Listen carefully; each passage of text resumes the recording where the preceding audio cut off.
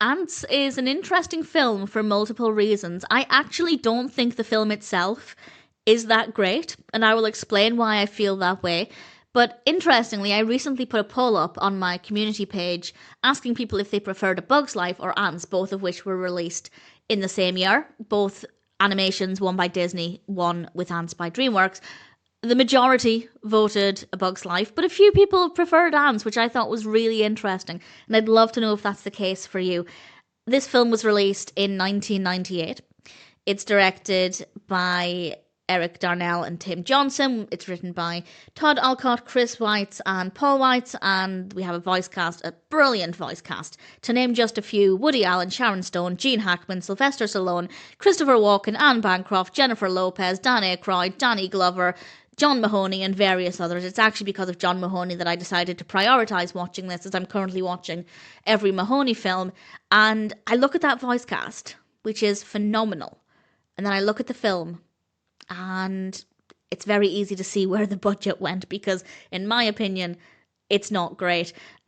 I will go into the narrative in a moment, but a few interesting things. First of all, according to Wikipedia, this is, well, first of all, it's the first animated feature film from DreamWorks, and thankfully, in my opinion, things very quickly, rapidly improved. But it's also apparently the first feature-length CGI animated film to be available on DVD. If that's the case, that's fabulous. And this made me very happy, as I didn't know this was happening. Doris Day is well, she's not in the film, but she sings over the closing credits. She sings High Hopes, and I don't usually stick around for the closing credits, but the film ended, and then I started to hear Doris, and I was like, oh, that's Doris Day. What a fabulous way to end not a very good film.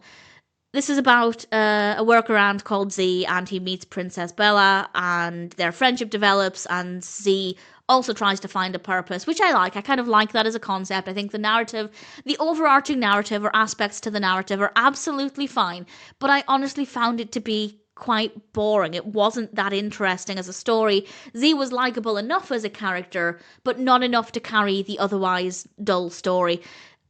However, the thing I really did not like about this is the animation. It's not necessarily badly done. I just think it's boring to look at. The colour palette is so bland. There are so few colours in this. And of course, not every animation needs to be the brightest and boldest and the most varied, but basically everything is brown. And yes, they were going for a realistic approach, but also we have hundreds, I didn't count them, but maybe thousands of characters who all look identical. Even the protagonists, for the most part, look ridiculously similar. And obviously they're ants, they're going to look similar in a way, but I think they should have made more of an effort to make them look a little different. I don't think anybody would have minded if they were maybe not that realistic. Let's look at Disney's A Bug's Life, released the same year, where a lot of those bugs do look maybe a little bit more vibrant than they would in real life. They don't look as realistic, whereas it's very clear DreamWorks was going for something a little bit more real. And that makes it ugly. It is really ugly to look at. I wouldn't say it looks like cheap early CGI, but some of the face shaping does look a little cheap. It does look a little not as refined as it could be. So the animation just really ruined it. But that being said, the narrative itself still isn't that engaging, and I just do not think it's a very good film. And yes, we shouldn't compare it to A Bug's Life, but when they're both released in the same year. In fact, let me check and see how closely together they were actually released. So according to Wikipedia, Antz was released in September 98, and, well, October 98, it was released at the Toronto International Film Festival in September, released, I guess, in cinemas in the October, and A Bug's Life was released at the El Capitan Theatre in the November, and then a wider release the week after. So not completely on top of each other, but still close enough that if you're in the mood to see a bug-based film, and you know that A Bug's Life is also coming out, which one are you going to choose? Particularly since DreamWorks didn't have this big, huge, successful animation reputation at the time. So while it's not fair to compare them, I just feel like Disney is exemplary with creating an insect-based animation, and that was released basically the same time. So the quality just isn't there, but thankfully DreamWorks just rapidly increased after that, and DreamWorks is by far one of my favorite animation studios at the moment, and probably of all time. Disney is top, but DreamWorks, I'd say, comes a very close second, and probably Illumination after that.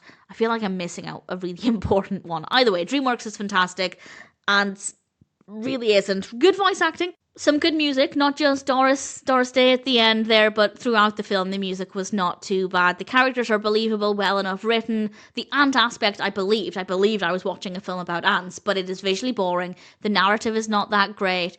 It's just, in my opinion, not a good film, and I don't really have any nostalgia for it either. I'm pretty confident I'd seen it before, but I didn't have any memory of it.